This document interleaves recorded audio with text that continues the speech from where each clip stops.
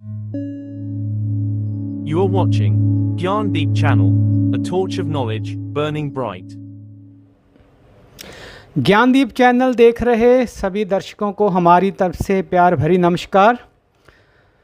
आज की हमारी वीडियो का विषय कक्षा छठी का अध्याय 3 उचित आहार स्वस्थ शरीर का आधार। जो भोजन हम रोज़ खाते हैं वह हमारे शरीर को स्वस्थ और ऊर्जा भरपूर बनाता है, साथ ही बीमारियों से बचने में मदद करता है और शरीर के विकास और वृद्धि के लिए बहुत ज़रूरी है। तो इन्हीं चीज़ों पर आधारित है हमारी आज की वीडियो। आइए शुरू करते हैं। उचित आहार स्वस्थ शरीर का आधार। अन्नेन जातानि जीवंती, जिसका अर्थ है आहार जीवित प्राणियों को जीवन देता है। यह एक प्राचीन संस्कृत सूक्ति है जो भोजन के महत्व को दर्शाती है।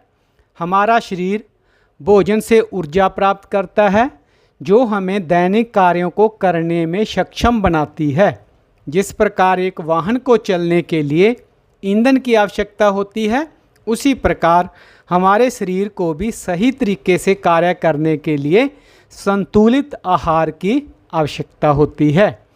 यह आहार न केवल ऊर्जा प्रदान करता है बल्कि शरीर की वृद्धि, मरम्मत और रोगों से रक्षा भी करता है। इसलिए सही और उचित आहार का चयन हमारे स्वास्थ्य के लिए अत्यंत महत्वपूर्ण है। पारंपरिक खाद्य और स्थानीय फसलें। हम जानते हैं कि भारत एक कृषि प्रधान देश है जहाँ की जलवायु और मिट्टी विभिन्न प्रकार की फसलों को उगाने के लिए उपयुक्त है। इसी कारण विभिन्न राज्यों के पारंपरिक आहार में वहाँ उगाई जाने वाली स्थानीय फसलें बहुत महत्वपूर्ण भूमिका निभाती हैं। उदाहरण के लिए पंजाब में गेहूं की खेती अधिक होती है, इसलिए वहाँ के आहार में रोटी, परांठा और गेहूं से बने व्यंजन प्रमुख हैं।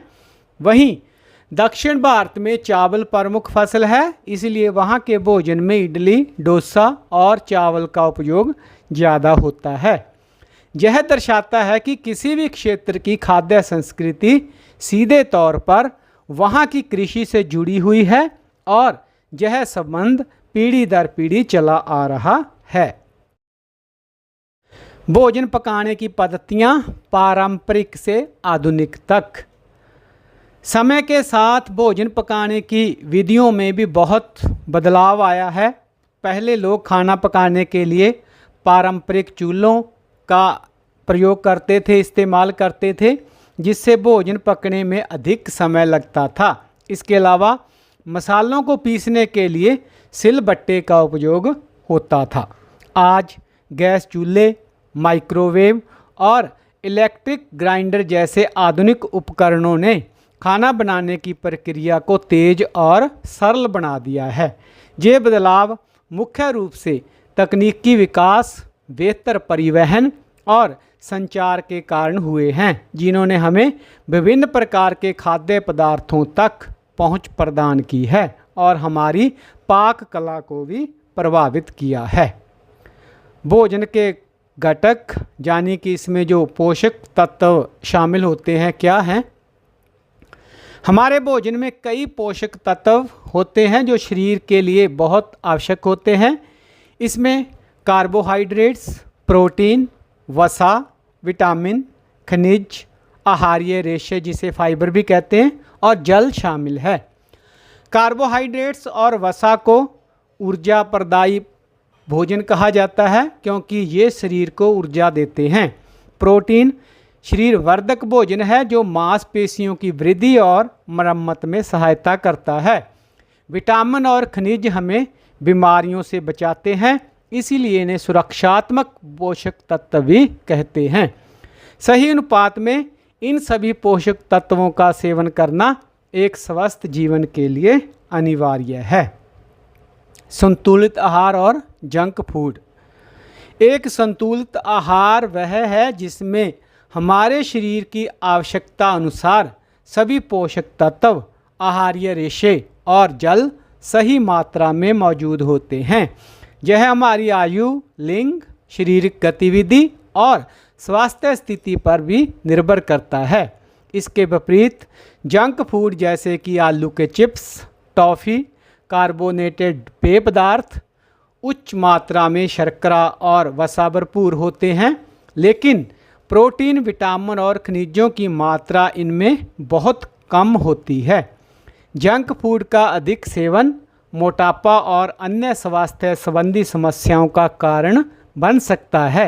इसीलिए स्वास्थ्य ही परम धन है।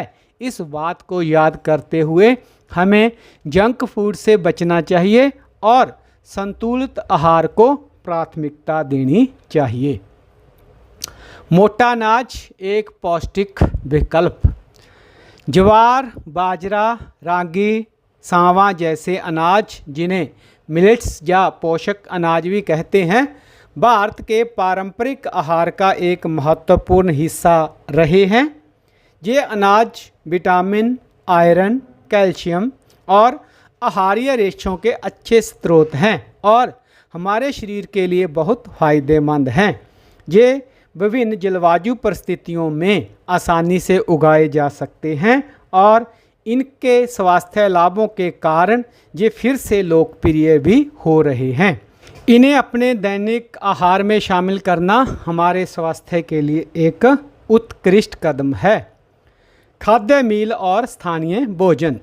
खाद्य मील वह कुल दूरी है जो खाद्य पदार्थ खेत से उपभोक्ता तक की थाली तक तय करता है, जिसमें उगाना, मंडाई, भंडारण, पीसना, पैकिंग और परिवहन जैसे चरण शामिल हैं।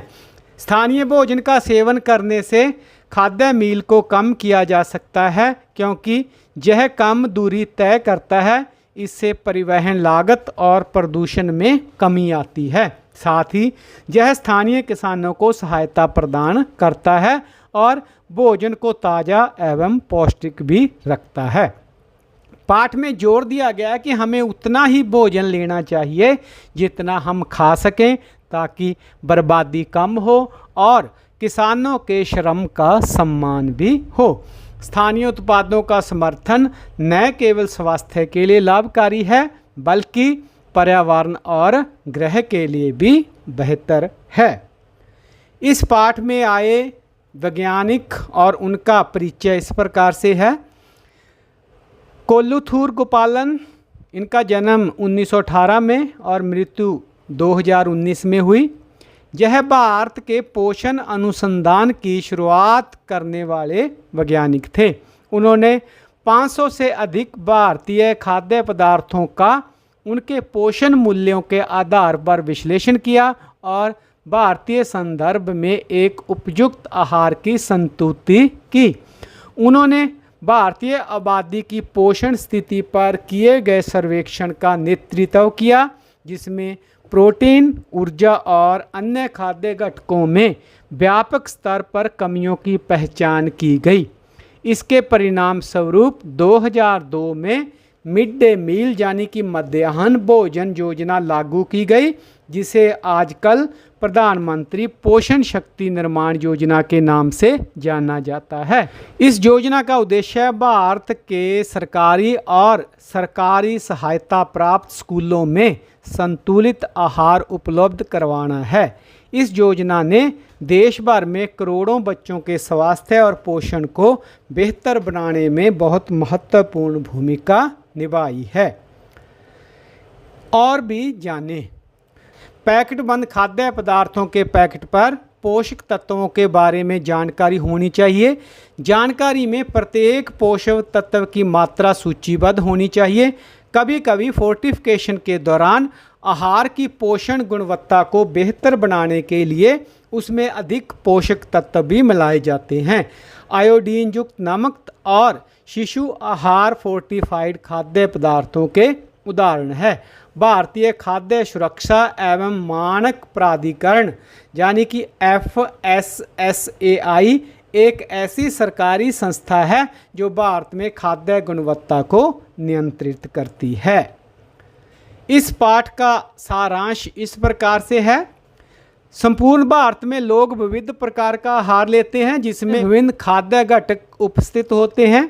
किसी क्षेत्र में की जाने वाली खाद्य फसलों की खेती भिन्न भिन्न प्रकार के आहार की उपलब्धता, स्वाद, प्राथमिकताओं और संस्कृति और परंपराओं आदि के अनुसार खान पान की आदतें भी भिन्न हो सकती हैं। समय के साथ पाक पद्धतियाँ परिवर्तित हो गई हैं। खाना पकाने के पारंपरिक और आधुनिक तरीकों में बहुत अंतर आया है। आहार हमें ऊर्जा प्रदान करता है और हमारे शरीर की वृद्धि और विकास में सहायक है। यह हमें स्वस्थ रहने में मदद करता है और रोगों से भी बचाता है। आहार में प्रमुख पोषक तत्व कार्बोहाइड्रेट्स, वसा, प्रोटीन, विटामिन, खनिज लवण होते हैं। इसके अतिरिक्त आहारीय रेशे और जल भी भोजन के आवश्यक घटक हैं। कार्बोहाइड्रेट्स और वसा प्राथमिक ऊर्जा स्रोत हैं, जबकि प्रोटीन शरीर वर्धक पोषक तत्व है। विटामिन और खनिज हमारे शरीर को मजबूत बनाते हैं, हमें संक्रमण से बचाते हैं और स्वस्थ रखते हैं। संतुलित आहार उचित मात्रा में सभी अनिवार्य पोषक तत्व प्रदान करता है तथा इसमें पर्याप्त मात्रा में आहारीय रेशे और जल भी होता है। लंबे समय तक हमारे आहार में एक या अधिक पोषकों की कमी से रोग या हम विकार का शिकार हो सकते हैं। जंक फूड अस्वास्थ्यकर होते हैं क्योंकि उनमें शर्करा और वसा की मात्रा ज़्यादा होती है, परंतु प्रोटीन, खनिज, विटामिन और आहारीय रेशे कम होते हैं या नहीं के बराबर होते हैं। मिलेट को मोटा अनाज यानी कि पोषक अनाज भी कहा जाता है क्योंकि ये हमारे शरीर को सामान्य कार्य करने के लिए आवश्यक मात्रा में पोषक तत्व प्रदान करते हैं। इनकी खेती विभिन्न जलवायु परिस्थितियों में आसानी से की जा सकती है। स्थानीय स्तर पर उगाया हुआ तथा पौधों से मिलने वाले खाद्य पदार्थों का सेवन न केवल हमारे शरीर को स्वस्थ रखता है बल्कि हमारे पर्यावरण और हमारे ग्रह यानी पृथ्वी के लिए भी बहुत अच्छा है। किसी खाद्य पदार्थ द्वारा उसके उत्पादन के स्थान से उपभोक्ता तक तय की गई कुल दूरी को खाद्य मील कहते हैं। हमें कभी भी भोजन को बर्बाद नहीं करना चाहिए, हमें भोजन उतना ही लेना चाहिए जितना हम खा सकते हैं। तो ये थे इस पाठ के मुख्य बिंदु। पाठ के बीच में जो क्रियाकलाप दिए गए हैं उनके उत्तर इस प्रकार से हैं। पहला क्रियाकलाप 3.1 आइए अंकित करें। हम सभी प्रतिदिन भोजन लेते हैं। भोजन हमारे दैनिक जीवन का अनिवार्य घटक है। तो आपके द्वारा एक सप्ताह में खाए गए खाद्य पदार्थों के नाम को तालिका 3.1 में सूचीबद्ध कीजिए। तो प्यारे बच्चों, जहाँ पर पाठ्य पुस्तक में एक तालिका दी गई है, सोमवार से लेकर रविवार तक हफ्ते के 7 दिन आपने क्या क्या खाया उसकी आपने यहाँ पर सूची बनानी है। उदाहरण दे रहे हैं, ये सूची अंतिम नहीं है, आपने अपने अनुसार लिखना है। जैसे सोमवार को दाल चावल रोटी पनीर की सब्जी सलाद खाया, मंगलवार को रोटी भिंडी दही सलाद खाया, बुधवार को खिचड़ी रायता अचार आदि लिया, गुरुवार को पूड़ी आलू की सब्जी और खीर खाई, शुक्रवार को डोसा सांभर या चटनी खाई, रविवार को छोले भटूरे और लस्सी का सेवन किया। इसी प्रकार रविवार को पराठा सब्जी फल और दूध का सेवन किया। तो इस प्रकार से आप जो भी आप भोजन लेते हैं पूरे सप्ताह के दौरान उसकी आपने एक सूची तैयार करनी है। जो तालिका 3.1 जो भी आपने बनाई है उसके आधार पर आहार के संबंध में आपको क्या विशेष बात ध्यान आती है? क्या आप प्रत्येक आहार में एक ही प्रकार का खाना खाते हैं या अलग अलग समय पर आपकी पसंद अलग अलग होती है? अपनी सूची की तुलना अपने मित्रों की सूची से भी करें। तालिका में आप और आपके मित्रों द्वारा अंकित किए गए आहार में समानताएं ढूंढें और उनमें अंतर भी लिखें। तालिका का अवलोकन करने पर आप क्या पाते हैं उसे अपनी नोटबुक में लिखें। आपका ध्यान इस बात की ओर गया होगा कि आपके और आपके मित्रों द्वारा खाए गए आहार में विविधता है, यानी आप और आपके मित्र अलग अलग प्रकार का भोजन ग्रहण कर रहे हैं।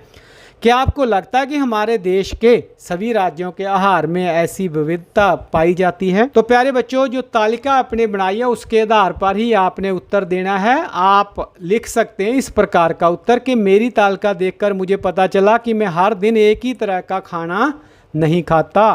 सोमवार को मैंने दाल चावल खाया, मंगलवार को रोटी सब्जी।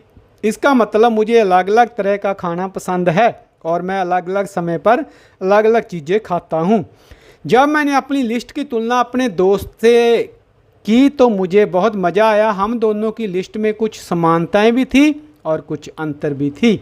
समानताएं ये थी कि हम दोनों रोटी, चावल, दाल और सब्जी खाते हैं। ये हमारे भोजन में रोज़ाना शामिल हैं। और अंतर ये था कि मेरे दोस्त ने पोहा और इडली भी खाए जबकि मैंने ये चीज़ें नहीं खाई। यह दिखाता है कि हम अलग अलग तरह का खाना खाते हैं जो हमारे परिवार की पसंद या फिर संस्कृति पर निर्भर करता है। तो इस प्रकार से आप जो है टैली को देखकर तुलना कर सकते हैं और समानताएं और अंतर ढूंढ सकते हैं। और जो अंतिम प्रश्न था कि हमारे देश के जो राज्य हैं क्या उनमें भोजन में विविधता पाई जाती है, तो उसका उत्तर लिख सकते हैं कि हाँ, हमारे देश के सभी राज्यों में खाने में बहुत विविधता पाई जाती है। भारत हमारा देश बहुत बड़ा देश है और हर राज्य में अलग अलग तरह की फसलें उगती हैं और लोग अपनी अपनी पसंद के अनुसार अलग अलग खाना बनाते हैं और खाते हैं। जैसे दक्षिण में चावल ज़्यादा खाया जाता है और उससे बने पदार्थ ज़्यादा खाए जाते हैं, वहीं उत्तरी भारत में गेहूं और उससे बने पदार्थ ज़्यादा सेवन किए जाते हैं। यही विविधता हमारे देश को बहुत खास बनाती है। क्रियाकलाप 3.2 आइए खोज करें। भारत के विभिन्न राज्यों में पारंपरिक रूप से खाए जाने वाले आहार और उगाई जाने वाली फसलों के प्रकार का पता लगाएं। इस संबंध में जानकारी एकत्रित करने के लिए आप अपने विद्यालय का जो पुस्तकालय है उसकी सहायता ले सकते हैं, इंटरनेट की सहायता ले सकते हैं, मित्रों, परिवार वालों, बड़े जो लोग हैं परिवार के उनसे पूछ सकते हैं। तो इस प्रश्न का उत्तर हम इस प्रकार से लिख सकते हैं। यह एक उदाहरण है। आपका मत, आपका उत्तर इससे अलग भी हो सकता है। भारत में अलग अलग जगहों पर अलग अलग तरह का खाना खाया जाता है और इसका सबसे बड़ा कारण है कि वहाँ की जलवायु और मिट्टी में अलग अलग फसलें उगती हैं। पंजाब और हरियाणा में जहाँ की मिट्टी उपजाऊ है, जहाँ गेहूँ और चावल उगते हैं, लोग जहाँ गेहूं की रोटी, मक्के की रोटी और चावल खाते हैं, सरसों का साग और लस्सी भी जहाँ बहुत मशहूर हैं। वहीं दक्षिण भारत, तमिलनाडु, कर्नाटक, केरल में वहाँ की जलवायु गर्म है, नमी वाली है, इसलिए चावल और नारियल जहाँ की मुख्य फसलें हैं। लोग इडली, डोसा, सांभर, चावल आदि खाते हैं। नारियल का तेल और नारियल का दूध भी खाने में इस्तेमाल होता है।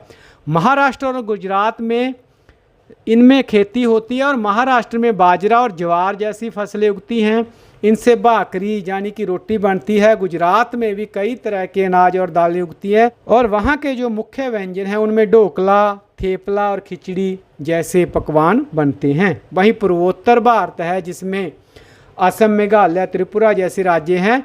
इस क्षेत्र में बारिश ज़्यादा होती है, इसलिए जहाँ चावल खूब उगता है। जहाँ के लोग चावल के साथ हरी सब्जियाँ और मछली खाते हैं। खाने में मसाले कम प्रयोग होते हैं और चीज़ें उबालकर या भाप से पकाकर ज़्यादा खाई जाती हैं।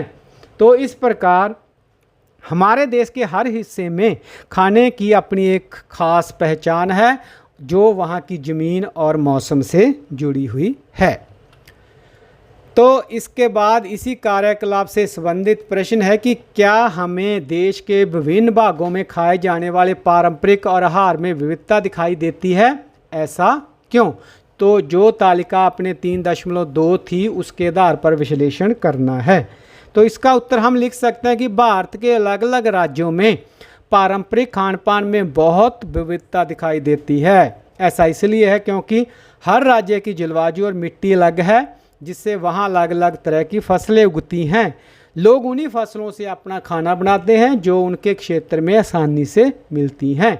खाद्य पदार्थ कई राज्यों में खाए जाते हैं जबकि कुछ खास जगहों पर ही मिलते हैं। कई राज्यों में खाए जाने वाले खाद्य पदार्थ जैसे कि दाल, यह भारत के लगभग हर हिस्से में खाई जाती है। चावल, यह दक्षिण भारत के साथ साथ उत्तर और पूर्वी राज्यों, पूर्वी भारत में भी लोकप्रिय है। वहीं दही, गर्मी के मौसम में और पाचन के लिए दही का इस्तेमाल भी लगभग हर जगह होता है। किसी खास राज्य में खाए जाने वाले खाद्य पदार्थ हैं मक्के की रोटी और सरसों का साग, ये पंजाब में प्रसिद्ध है। ढोकला और थेपला ये गुजरात के खास पकवान है। इडली और डोसा ये दक्षिण भारत में सबसे ज़्यादा लोकप्रिय हैं। क्रियाकलाप 3.3, आइए पारस्परिक चर्चा करें। अपने बुजुर्गों से उनके खान पान की आदतों और भोजन बनाने की पद्धतियों के बारे में जानकारी एकत्रित करें। एक प्रश्नों की सूची तैयार करें। पिछले कुछ वर्षों में खाना पकाने की पद्धतियों में क्या परिवर्तन आए हैं, तो खान पान संबंधी ये बदलाव जो हुए हैं इनके कारण क्या हैं। तो इस तरह के प्रश्न तैयार कर सकते हैं आप। अपने जो बुजुर्ग व्यक्ति हैं, दादा दादी, नाना नानी, उनसे इस पर चर्चा कर सकते हैं, उनका साक्षात्कार ले सकते हैं। दादा दादी से जो हम प्रश्न पूछते हैं कि आप अपने बचपन में सबसे ज़्यादा क्या खाते थे और क्या कोई ऐसी चीज़ है जो आप नहीं खाते। आप खाना बनाने के लिए किस चीज़ का इस्तेमाल करते हैं, जैसे कि चूल्हा या कुछ और। क्या आपके समय में गैस चूल्हे थे। इसके अलावा आप पूछ सकते हैं कि खाने में कोई ऐसा पकवान जो आप बहुत कम बनता है, और क्या आपको लगता है कि खाने की आदतें बदल गई हैं। क्या अब खाना बनाना आसान हो गया है। आपके समय में क्या कोई ऐसा फल या सब्जी थी जो आजकल बहुत कम दिखाई देती है या दिखाई नहीं देती। तो इस प्रकार के आप प्रश्न पूछ सकते हैं और अपनी नोटबुक में उन्हें दर्ज कर सकते हैं।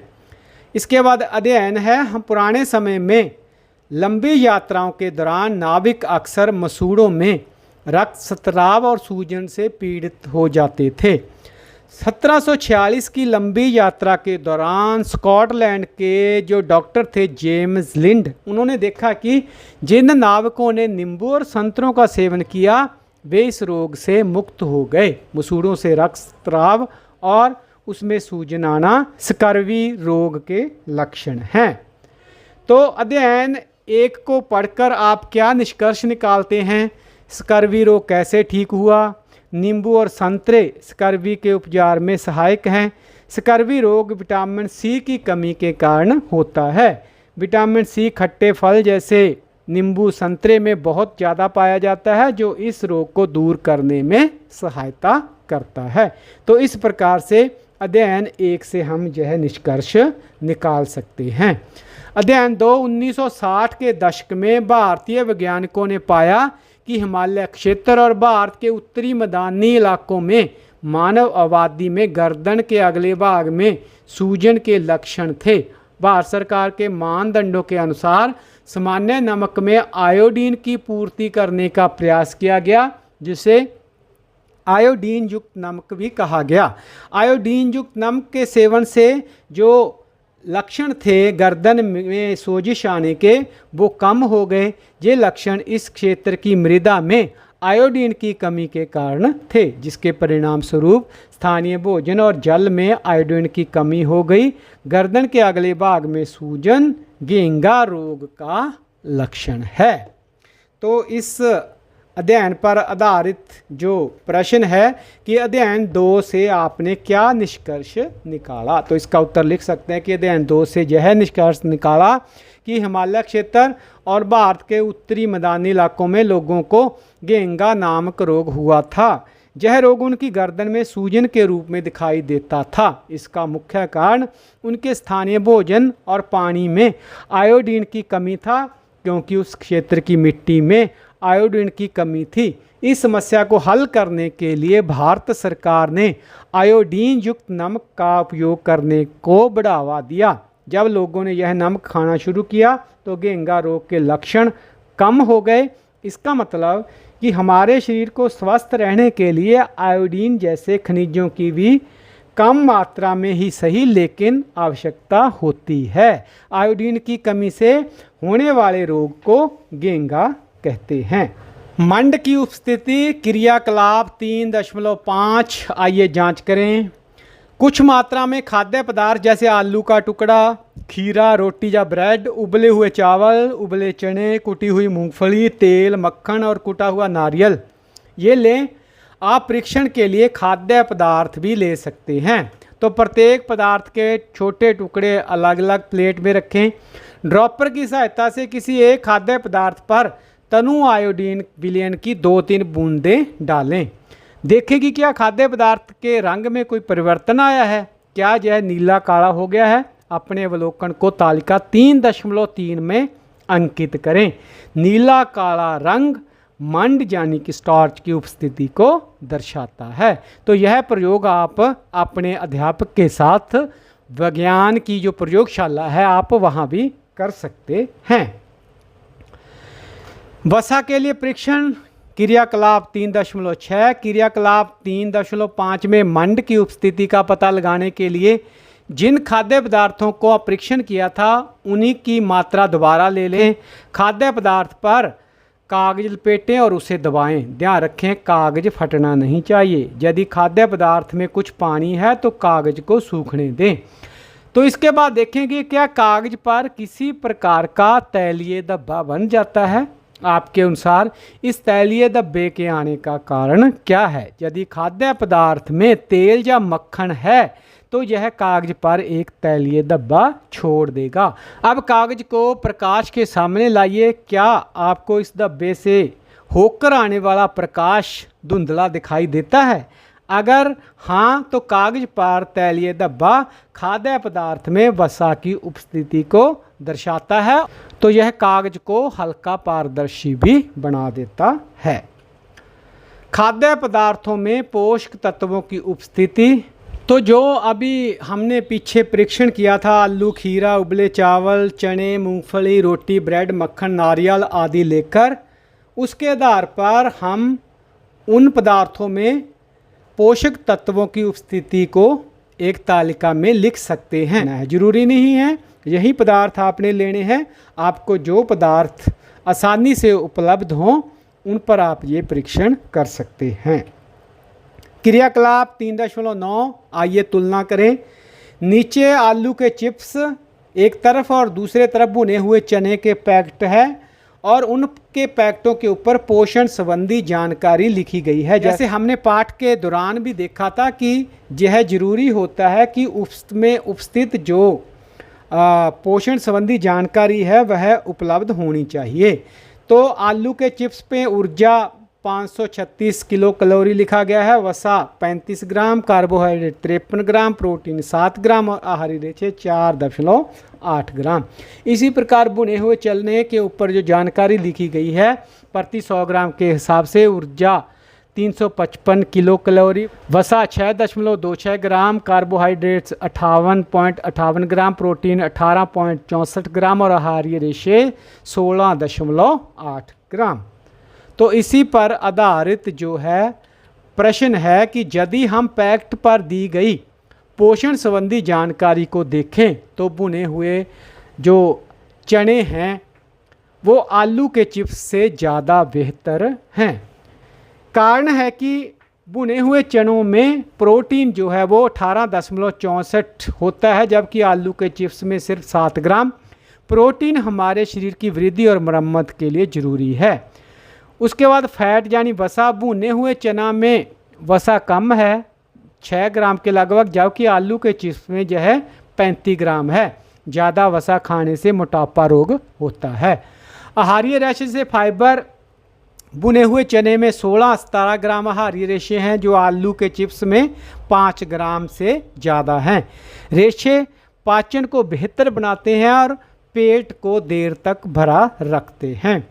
ऊर्जा भुने हुए चने में कैलोरी कम है 355 किलो कैलोरी है जबकि आलू के चिप्स में यह ज़्यादा है।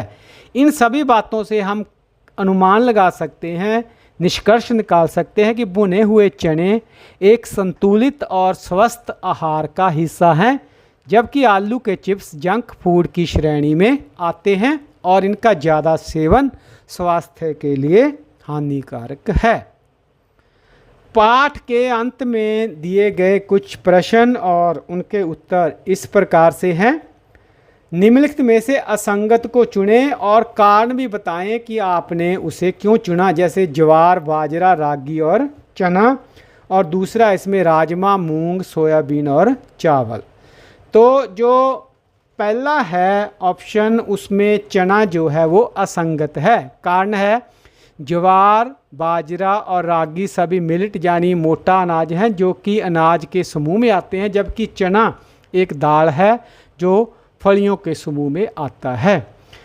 और उसके बाद राजमा, मूंग और सोयाबीन और चावल, इसमें चावल जो है वो असंगत है। इसका कारण है राजमा, मूंग और सोयाबीन दालें और फलियां हैं जो प्रोटीन के मुख्य स्रोत हैं, जबकि चावल एक अनाज है जो मुख्य रूप से कार्बोहाइड्रेट्स का स्रोत होता है।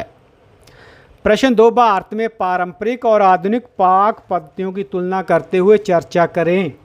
इसका उत्तर है भारत में पारंपरिक और आधुनिक पाक पद्धतियों में बहुत अंतर आया है जो समय के साथ आए तकनीकी विकास को भी दर्शाता है। पारंपरिक पाक पद्धतियों में भारतीय घरों में भोजन पकाने के लिए लकड़ी के चूल्हे का उपयोग होता था और ये चूल्हे धीमी आंच पर खाना पकाते थे जिससे स्वाद और पोषण बरकरार था। मसालों को पीसने के लिए पत्थर के सिलवट्टे का उपयोग होता था। इन तकनीकों में ज़्यादा समय और मेहनत लगती थी लेकिन भोजन स्वाद होता था और बहुत ख़ास और पारंपरिक रूप से बनता था। दूसरी तरफ आधुनिक पाक पद्धतियों में गैस चूल्हों और इलेक्ट्रिक कुक टॉप का उपयोग ज़्यादा होने लगा है जिससे खाना बहुत जल्दी पक जाता है। मसालों और खाद्य पदार्थों को पीसने के लिए मिक्सर ग्राइंडर का उपयोग होता है जिससे समय और मेहनत बचती है।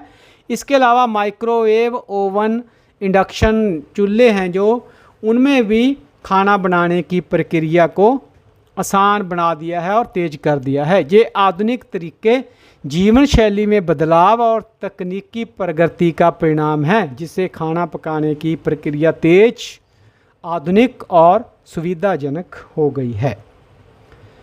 प्रश्न 3 है, शिक्षक का कहना है कि अच्छा आहार औषधि के रूप में कार्य करता है। रवि इस कथन को लेकर उत्सुक है और वह अपने शिक्षक से कुछ प्रश्न पूछना चाहता है। तो इसी प्रकार आप रवि की मदद कर सकते हैं और ऐसे प्रश्न तैयार कर सकते हैं जो रवि अपने शिक्षक से पूछ सकता है। आप अपने शिक्षक से भी इस प्रकार के प्रश्न पूछ सकते हैं जिससे आपको ये अंदाज़ा हो कि जो अच्छा आहार है, संतुलित आहार है, वो एक औषधि के रूप में कार्य करता है। तो शिक्षक के कथन पर आधारित रवि अपने शिक्षक से प्रश्न पूछ सकता है कि अच्छे आहार में कौन कौन से पोषक तत्व होने चाहिए ताकि वह औषधि का कार्य करे। क्या कुछ खास तरह के खाद्य पदार्थ जैसे कि फल और सब्जियां किसी विशेष बीमारी को ठीक करने में मदद करते हैं? क्या जंक फूड और अस्वास्थ्यकर आहार बीमारियों का कारण बनता है? क्या अलग अलग उम्र के लोगों के लिए औषधि के रूप में काम करने वाला आहार भी अलग अलग होता है? क्या खाना पकाने के तरीके में भी उनका औषधीय गुण प्रभावित हो सकता है? तो इस प्रकार के प्रश्न आप तैयार कर सकते हैं और अपने अध्यापक से इस संबंधी चर्चा कर सकते हैं। प्रश्न 4, मेदू सब्जियां नहीं खाता लेकिन बिस्कुट, नूडल्स और डबल रोटी का आनंद लेता है। उसे अक्सर पेट में दर्द और कब्ज की शिकायत रहती है। इन समस्याओं से छुटकारा पाने के लिए अपने आहार में उसे क्या बदलाव करना चाहिए? तो इसका उत्तर है, मेदू को पेट दर्द और कब्ज की समस्या से छुटकारा पाने के लिए अपने आहार में बदलाव करना चाहिए। उसे आहारीय रेशे यानी फाइबर से भरपूर खाद्य पदार्थ खाने चाहिए, क्योंकि मेदू जो बिस्कुट, नूडल्स और सफ़ेद ब्रेड खा रहा है उसमें फाइबर की मात्रा ना के बराबर है। फाइबर हमारे शरीर को सीधे तौर पर कोई पोषक तत्व नहीं देते, लेकिन यह पाचन क्रिया को सही रखने में मदद करते हैं। यह भोजन को पचाने में मदद करते हैं और मल को आसानी से बाहर निकालने में सहायता करते हैं, जिससे कब्ज की समस्या दूर होती है। तो क्या खाएं?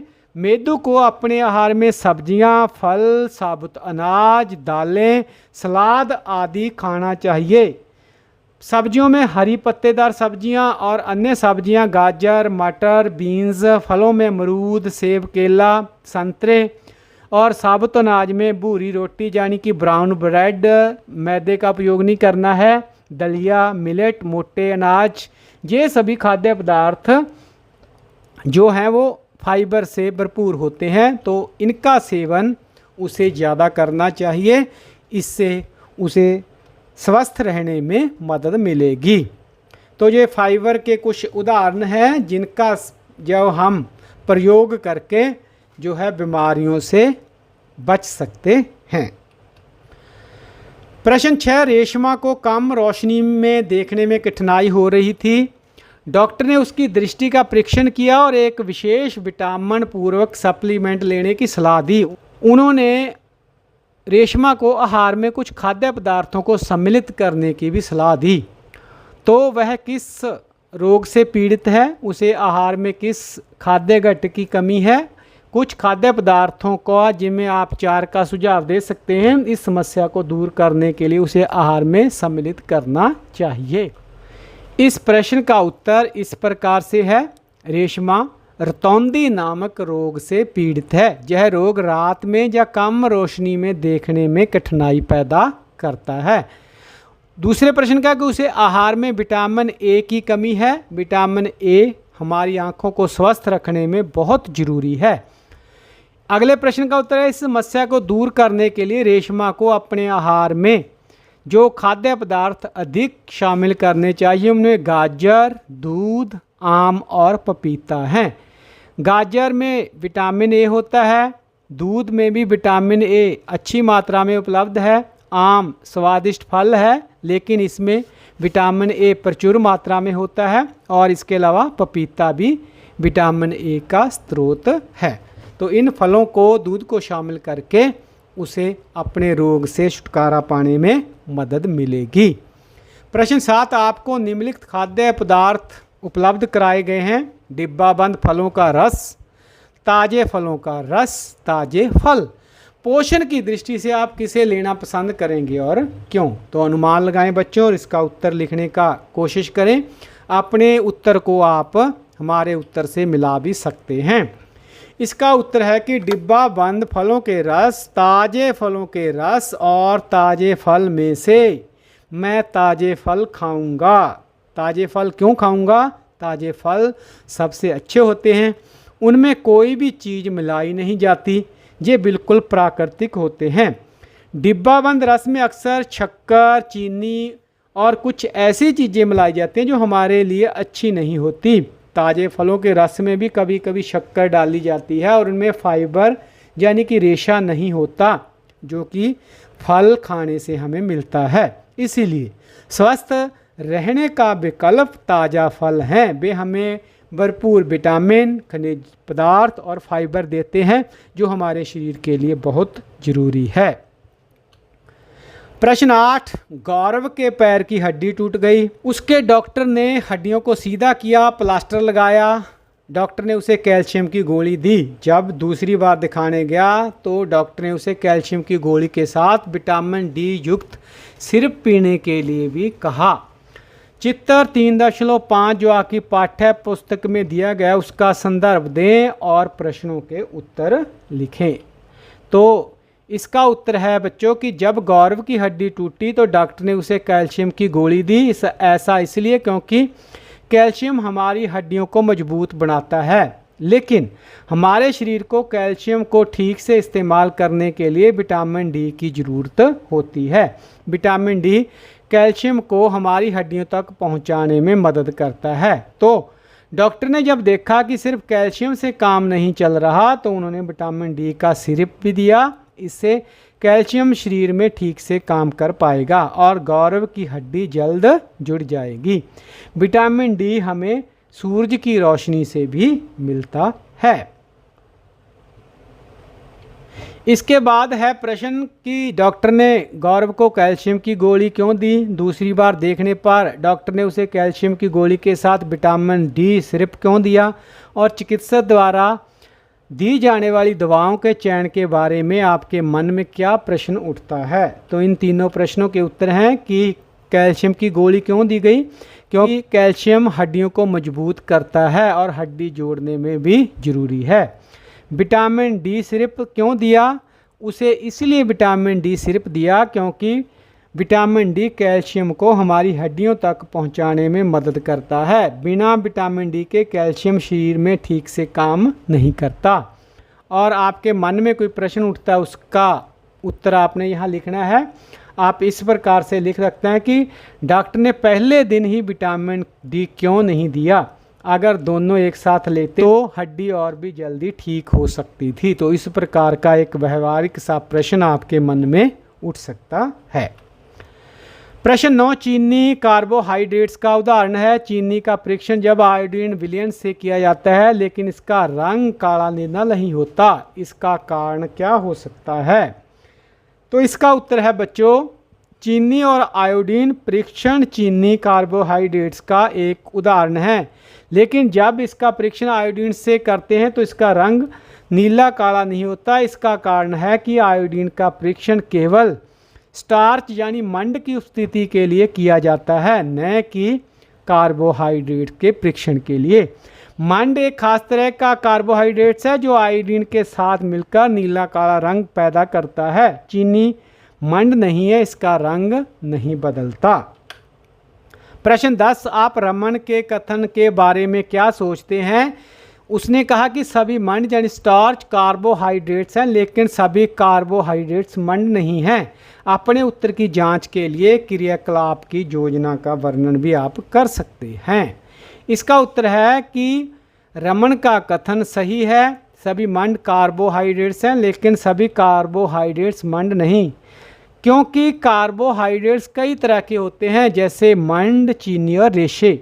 मंड कार्बोहाइड्रेट्स का सिर्फ एक प्रकार है। जांच के लिए क्रियाकलाप हम कर सकते हैं कि छोटे आलू के टुकड़े पर आयोडीन की बूंदें डालें, आलू का रंग नीला काला हो जाएगा, जिससे साबित होता है कि उसमें मंड है और यह कार्बोहाइड्रेट्स है। अब थोड़ी चीनी पर आयोडीन की बूंदें डालें, चीनी का रंग बदलेगा नहीं, इससे साबित होता है कि चीनी कार्बोहाइड्रेट्स तो है, लेकिन उसमें मंड की उपस्थिति नहीं। प्रश्न 11, प्रयोगशाला में आयोडीन का प्रयोग करते समय आयोडीन की कुछ बूंदें मिष्टी के मोजे पर और उसकी शिक्षिका की साड़ी पर गिरी। साड़ी पर आयोडीन की बूंदें नीली काली हो गई, जबकि मोजे पर आयोडीन का रंग नहीं बदला। इसका कारण क्या हो सकता है? तो इसका कारण है बच्चों, आयोडीन की बूंदें शिक्षिका की साड़ी पर नीली काली हो गई, जबकि मिष्टी के मोजे पर नहीं, क्योंकि शिक्षिका की साड़ी में मंड था, स्टार्च उपलब्ध था। कपड़ों को कड़ा करने के लिए उसमें कभी कभी मंड का इस्तेमाल होता है, खासकर सूती यानी कॉटन के कपड़ों में। वहीं मिष्टी के मोजे में मंड नहीं था, शायद वे किसी सिंथेटिक या ऊनी धागे से बने हुए थे। प्रश्न 12 है, कदन को स्वास्थ्यप्रद आहार क्यों माना गया? क्या केवल कदन खाने से शरीर की पोषण संबंधी आवश्यकताएं पूरी हो सकती हैं? इस पर चर्चा करें। और अगला प्रश्न है, आपको एक विलयन दिया गया है, उसका एक नमूना दिया गया है, आप इसके आयोडीन विलीन होने की संभावना की जांच कैसे करेंगे? तो इसका उत्तर है पहले का कि कदन यानी कि मिलेट्स और संतुलित आहार, जिसमें कि ज्वार, बाजरा और रागी जैसे कदन है, एक बहुत ही पौष्टिक आहार माने गए हैं। ये खाने में अच्छे हैं क्योंकि इनमें ढेर सारे विटामिन्स, आयरन, कैल्शियम और फाइबर होते हैं। यह हमारे शरीर को स्वस्थ रखने में मदद करते हैं, लेकिन सिर्फ कदन खाने से हमारे शरीर की सभी ज़रूरतें पूरी नहीं हो सकती। हमें अलग अलग तरह के खाने से अलग अलग पोषक तत्व मिलते हैं, जैसे हमें प्रोटीन के लिए दालें और वसा के लिए तेल भी खाना चाहिए। इसलिए हमें सब कुछ मिलाकर एक संतुलित आहार लेना चाहिए। उसके बाद अगले प्रश्न का उत्तर है कि अगर कोई गोल या विलयन दिया गया है और यह जानना चाहते हैं कि वह आयोडीन है या नहीं, तो इसका बहुत आसान तरीका है। तो आप एक कच्चे आलू का टुकड़ा लें, पके हुए चावल का दाना भी ले सकते हैं, उसमें भी स्टार्च होता है। फिर उस गोल की बूंदें आप आलू पर या चावल के उबले हुए दाने पर डालें। अगर गोल का रंग बदल जाता है, नीला काला हो जाए, तो समझो वह आयोडीन का विलयन है, क्योंकि आयोडीन सिर्फ मंड के साथ मिलकर ही यह खास रंग पैदा करता है। इसके बाद इस पाठ पर आधारित कुछ और महत्वपूर्ण प्रश्न उत्तर हैं जो आपकी जो परीक्षा है उसमें अक्सर पूछे जाएंगे। अन्येन जातानि जीवंती का अर्थ क्या है? यह संस्कृत की एक सूक्ति है और इसका अर्थ है आहार जीवित प्राणियों को जीवन देता है। यह सूक्ति भोजन के महत्व को बताती है। प्रश्न, पारंपरिक खाद्य पदार्थों और स्थानीय रूप से उगाई जाने वाली फसलों के बीच में क्या संबंध है? इसका उत्तर है पारंपरिक खाद्य पदार्थ सीधे तौर पर स्थानीय रूप से उगाई जाने वाली फसलों पर आधारित होते हैं। भारत के विभिन्न क्षेत्रों में अलग अलग फसलें उगाई जाती हैं, जिसके कारण वहाँ का पारंपरिक आहार भी भिन्न होता है। उदाहरण के लिए पंजाब में गेहूं से बने व्यंजन ज़्यादा मिलेंगे और जबकि दक्षिण भारत में चावल से बने व्यंजनों का पारंपरिक रूप से प्रयोग हो रहा है। इसका अगला प्रश्न है, समय के साथ भोजन पकाने की पद्धतियाँ कैसे बदली हैं? इसका उत्तर है पहले भोजन पकाने के लिए पारंपरिक चूल्हों का, सिलबट्टे का, कुंडी सोटे का उपयोग होता था, जबकि अब गैस चूल्हों और इलेक्ट्रिक ग्राइंडर जैसे आधुनिक उपकरण इस्तेमाल किए जाते हैं। यह बदलाव तकनीकी विकास, बेहतर परिवहन और संचार साधनों के कारण हुआ है। प्रश्न है, भोजन के मुख्य पोषक तत्व कौन कौन से हैं, उनके कार्य क्या हैं?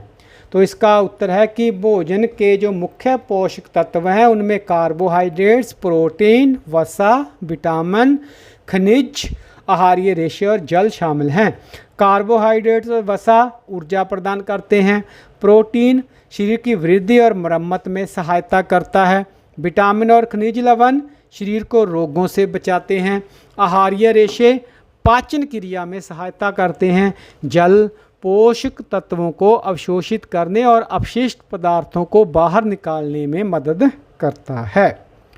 प्रश्न, संतुलित आहार क्या होता है? तो इसका उत्तर है ऐसा आहार जिसमें शरीर की समुचित वृद्धि और विकास के लिए सभी आवश्यक पोषक तत्व, रुक्षांश और जल सही मात्रा में हों, उसे संतुलित आहार कहते हैं। प्रश्न, जंक फूड क्या है और इसका सेवन हमारे लिए नुकसानदायक क्यों है? इसका उत्तर है जंक फूड वे खाद्य पदार्थ हैं जिनमें शर्करा और वसा की मात्रा ज़्यादा होती है, लेकिन प्रोटीन, विटामिन और खनिज पदार्थों की मात्रा बहुत कम होती है या नहीं होती। इसके अधिक सेवन से मोटापा और अन्य स्वास्थ्य संबंधी बीमारियां हो सकती हैं। प्रश्न, मिलेट्स को पोषक अनाज क्यों कहा गया है? इसका उत्तर है ज्वार, बाजरा, रागी जैसे मिलेट्स पोषक अनाज कहे जाते हैं क्योंकि ये विटामिन, आयरन, कैल्शियम और आहारीय रेशों से भरपूर होते हैं। ये हमारे शरीर के लिए बहुत पौष्टिक होते हैं। अगला प्रश्न है, खाद्य मील क्या है और इसे कम करना क्यों महत्वपूर्ण है? इसका उत्तर है खाद्य मील वह दूरी है जो भोजन किसान से उपभोक्ता तक पहुंचने में तय करता है। तो इसे कम करना जरूरी क्यों है? क्योंकि इससे परिवहन की लागत और प्रदूषण कम होता है, साथ ही स्थानीय किसानों को भी इससे लाभ होता है। प्रश्न है कि पाठ्य पुस्तक में डॉक्टर पोस्टा ने विद्यार्थियों को क्या बताया? उन्होंने बताया कि स्वास्थ्य ही परम धन है। प्रश्न है, भोजन को बर्बाद क्यों नहीं करना चाहिए? इसका उत्तर है भोजन को कभी भी बर्बाद नहीं करना चाहिए क्योंकि इसे खेत से थाली तक पहुंचाने में किसान और अन्य सदस्यों को बहुत श्रम करना पड़ता है और बहुत समय भी इसमें लगता है। हमें उतना ही भोजन लेना चाहिए जितना हम खा सकें। प्रश्न, पारंपरिक खाद्य पदार्थों और स्थानीय फसलों के बीच में क्या संबंध है? इसका उत्तर है किसी राज्य का पारंपरिक आहार वहाँ उगाई जाने वाली स्थानीय फसलों पर ही आधारित होता है। प्रश्न है, भारत के विभिन्न क्षेत्रों में आहारीय प्रवृत्तियाँ क्यों भिन्न होती हैं? इसका उत्तर है भारत में विभिन्न प्रकार की मृदा और जलवायु होती है, इसलिए विभिन्न क्षेत्रों में मृदा के प्रकार और जलवायु परिस्थितियों के आधार पर भिन्न भिन्न प्रकार की फसलें उगाई जाती हैं। इसीलिए आहारीय प्रवृत्तियाँ खेती, स्वाद, प्राथमिकताओं, संस्कृति और परंपराओं के अनुसार भिन्न मिलेंगी। प्रश्न है, भोजन पकाने की पद्धतियों में जो परिवर्तन आए उसके कारण क्या हैं? इसका उत्तर है तकनीकी विकास, बेहतर परिवहन और बेहतर संचार साधनों के कारण भोजन पकाने की प्रवृत्तियों में परिवर्तन आए हैं। प्रश्न है पारंपरिक और आधुनिक पाक पद्धतियों में क्या अंतर है? तो इसका उत्तर है पारंपरिक विधियां जैसे चूल्हा और सिलबट्टे अधिक श्रम और समय लेती हैं, जबकि आधुनिक जो विधियां हैं उसमें गैस चूल्हा और ग्राइंडर आसान और समय की बचत करने वाली हैं। प्रश्न है भोजन पकाने और पीसने की विधियों का उदाहरण दें। तो भोजन पकाने और पीसने की जो नई विधियां हैं उनमें माइक्रोवेव, ओवन और मिक्सर का उपयोग ज़्यादा होने लगा है। प्रश्न आपके द्वारा किए गए साक्षात में भोजन पकाने की पद्धतियों के बारे में क्या ज्ञात हुआ? तो जो हमने अपने बुजुर्गों से साक्षात्कार किया उससे हमें पता चला कि भोजन पकाने की पद्धतियाँ समय के साथ बदल गई हैं और पारंपरिक यानी कि पुरानी और आधुनिक पद्धतियों में बहुत अंतर आ गया है।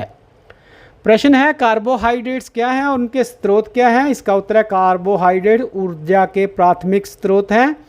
उनके जो स्रोत हैं उनमें गेहूं, चावल, मक्का, आलू, शक्करकंद, केला, अनानास, आम और सामान्य चीनी, तो ये कार्बोहाइड्रेट्स के जो है स्रोत हैं। प्रश्न सर्दियों में लड्डू खाना क्यों पसंद किया जाता है? इसका उत्तर है लड्डू ऊर्जा प्रदान करने वाला जो है पकवान है। लड्डू की मुख्य सामग्री बेसन, आटा, घी, गुड़, चीनी और मेवे हैं। इसके बाद प्रश्न है वसा क्या है और वसा का स्रोत क्या है? इसका उत्तर है वसा ऊर्जा का संचित स्रोत है। इसके जो प्रमुख स्रोत हैं उसमें मूंगफली, अखरोट, बादाम, कद्दू, सूरजमुखी, सरसों के बीज और जंतु आधार यानी कि मांस वगैरह में यह ज़्यादा पाई जाती है। इसके बाद है प्रश्न कार्बोहाइड्रेट्स और वसा को ऊर्जा प्रदायी भोजन क्यों कहा जाता है? क्योंकि कार्बोहाइड्रेट्स विभिन्न गतिविधियां करने के लिए हमें ऊर्जा प्रदान करते हैं, इसीलिए इसे ऊर्जा प्रदायी भोजन कहा जाता है। प्रश्न दुर्व्यव आलू की त्वचा के नीचे अधिक वसा होती है क्यों? इसका उत्तर है वसा ऊर्जा का स्रोत है जो सर्दियों की नींद के दौरान बिना भोजन के भी जीवित रहने में भालू की मदद करती है। प्रश्न प्रोटीन क्या है और उसके स्रोत क्या हैं? इसका उत्तर है प्रोटीन शरीर की वृद्धि और मरम्मत में सहायता करते हैं। इसके जो स्रोत हैं उनमें जो पौधे हैं उनमें दालें, फलियां, मटर, मेवे और जंतुओं में दूध, पनीर, अंडा, मछली और मांस से यह हमें उपलब्ध होता है। प्रश्न प्रोटीन को शरीर वर्धक भोजन क्यों कहा गया है? ऐसा इसलिए क्योंकि शरीर की वृद्धि और मरम्मत में प्रोटीन हमारी सहायता करता है। प्रश्न विटामिन और खनिज क्या करते हैं? इसका उत्तर है विटामिन और खनिज रोगों से हमारी रक्षा करते हैं, शरीर को स्वस्थ रखते हैं। जैसे कि vitamin A, B1, C, D और खनिज लवणों में कैल्शियम, आयोडीन और आयरन हमें रोगों से बचाते हैं। इसके बाद प्रश्न है विटामिन और खनिजों को सुरक्षात्मक पोषक तत्व क्यों कहा जाता है? ऐसा इसलिए क्योंकि ये रोगों से बचाते हैं और हमें स्वस्थ रखते हैं। इसके बाद प्रश्न कच्ची और पकी हुई साग भाजी में क्या अंतर होता है? इसका उत्तर है पकाने पर साग भाजी अपना चटक रंग खो सकती है, नरम हो जाती है और विटामिन सी जैसे पोषक तत्व कई बार उनमें से नष्ट हो जाते हैं। प्रश्न आहारीय रेशे क्या हैं और उनके स्रोत क्या हैं? आहारीय रेशे अनपचे आहार से छुटकारा दिलाते हैं और मल के सुचारू निकास में हमारी मदद करते हैं। इसके स्रोत हैं हरे पत्तेदार सब्जियां, ताज़े फल, साबुत अनाज, दालें, मेवे और सलाद आदि। प्रश्न है आहारीय रेशे हमारे लिए क्यों लाभदायक हैं? आहारीय रेशे पाचन में मदद करते हैं और कब्ज जैसी बीमारियों से बचाते हैं। प्रश्न है जल हमारे भोजन का अनिवार्य अंश क्यों है? इसका उत्तर है जल पोषक तत्वों को अवशोषित करने, अपशिष्ट पदार्थों को बाहर निकालने और स्वस्थ रहने में मदद करता है। अगला प्रश्न है शरीर को जल प्रदान करने वाले खाद्य स्रोतों की सूची बनाइए। तो इसमें फल जैसे तरबूज, संतरा, साग भाजी जैसे कि खीरा, टमाटर, दूध और सूप आदि जल के स्रोत हैं। प्रश्न है कोल्लूथूर गोपालन कौन थे और उनका क्या योगदान रहा है? तो इसका उत्तर है वे भारत के पोषण अनुसंधान के शुरुआत करता थे। उन्होंने 500 से ज़्यादा भारतीय खाद्य पदार्थों का विश्लेषण किया, उपयुक्त आहार की सिफारिश की और सर्वेक्षण से प्रोटीन आदि की कमी की पहचान की, जिससे मध्याह्न भोजन योजना पीएम पोषण लागू हुई। इसके बाद प्रश्न है, पीएम पोषण योजना का मुख्य उद्देश्य क्या है? इसका उत्तर है सरकारी स्कूलों में संतुलित आहार उपलब्ध करवाना, जिससे कि करोड़ों बच्चों का स्वास्थ्य बेहतर हो। यही इस योजना का मुख्य उद्देश्य है। प्रश्न, संतुलित आहार क्या है? ऐसा आहार जिसमें शरीर की वृद्धि और विकास के लिए सभी पोषक तत्व, आहार्य रेशे और जल सही मात्रा में उपलब्ध हो, उसे ही संतुलित भोजन कहते हैं। प्रश्न, सभी व्यक्तियों की पोषण आवश्यकताएं समान होती हैं? तो इसका उत्तर है नहीं। आयु, लिंग, शारीरिक गतिविधि, स्वास्थ्य स्थिति, जीवन शैली के अनुसार पोषण आवश्यकताएं अलग अलग होती हैं। इसके बाद प्रश्न है, आहार के पैकेट पर पोषण जानकारी क्यों महत्वपूर्ण है? तो इसका उत्तर है इससे हमें पोषक तत्वों की मात्रा का ज्ञान मिलता है और स्वस्थ विकल्प हम इसे देखकर चुन सकते हैं कि कौन सा भोजन हमारे लिए ठीक है और किस भोजन को हमें अवॉइड करना चाहिए, नहीं लेना चाहिए। इसके बाद प्रश्न है, परवलीकरण यानी फोर्टिफिकेशन क्या है? इसका उत्तर है आहार की पोषण गुणवत्ता बेहतर बनाने के लिए अधिक पोषक तत्व मिलाना, जैसे कि आयोडीन युक्त नमक और शिशु आहार में कुछ जो है पोषक तत्व मिलाए जाते हैं, तो इसे फोर्टिफिकेशन कहा जाता है। इसके बाद है FSSAI क्या है? तो यह है बच्चों भारतीय खाद्य सुरक्षा एवं मानक प्राधिकरण, जो खाद्य गुणवत्ता को नियंत्रित करती है। इसके बाद प्रश्न है, मिलेट क्या है और उनके उदाहरण दें? इसका उत्तर है मिलेट छोटे आकार के पौष्टिक अनाज हैं, जैसे ज्वार, बाजरा, रागी, सांवा। वे भारत के देशज फसलें हैं। प्रश्न, मिलेट को पोषक अनाज क्यों कहा गया है? क्योंकि ये सभी विटामिन, आयरन, कैल्शियम, आहार्य रेशों के अच्छे स्रोत हैं और संतुलित आहार में योगदान देते हैं, इसीलिए इन्हें पोषक अनाज कहा गया है। प्रश्न, खाद्य मील क्या है? खाद्य पदार्थ के उत्पादक से, यानी जो किसान उसे उगा रहा है, वहाँ से उपभोक्ता तक, यानी कि खाने वाली की थाली तक जो दूरी भोजन तय करता है, उस तय की गई कुल दूरी को ही खाद्य मील कहा गया है। खाद्य मील को कम करना जरूरी क्यों है? क्योंकि खाद्य मील की दूरी कम होने से परिवहन की लागत और प्रदूषण कम होता है, स्थानीय किसानों को सहायता मिलती है और भोजन ताज़ा और स्वस्थ रहता है। मैराथन धावक दौड़ के समय ग्लूकोज युक्त पानी पीते हैं, क्यों? तो इसका उत्तर है ग्लूकोज तुरंत ऊर्जा प्रदान करता है, जो कि कार्बोहाइड्रेट्स का एक उदाहरण भी है। प्रश्न, पोषक तत्व क्या है? तो इसका उत्तर है वे घटक जो ऊर्जा प्रदान करते हैं, वृद्धि में सहायता करते हैं, रोगों से सुरक्षा देते हैं और शारीरिक क्रियाओं को सुचारू बनाते हैं, उन्हें पोषक तत्व कहा जाता है। प्रश्न है, खिलाड़ियों को अधिक प्रोटीन की आवश्यकता क्यों होती है? तो इसका उत्तर है खिलाड़ियों को अपनी मांसपेशियों को मजबूत करने के लिए और रोगों को जल्दी ठीक करने के लिए, शरीर की मरम्मत के लिए प्रोटीन की आवश्यकता अधिक होती है। तो यह थी वीडियो उचित आहार स्वस्थ शरीर का आधार। उम्मीद है वीडियो आपको अच्छी लगी होगी। लाइक बटन दबाना और वीडियो को शेयर करना ना भूलें।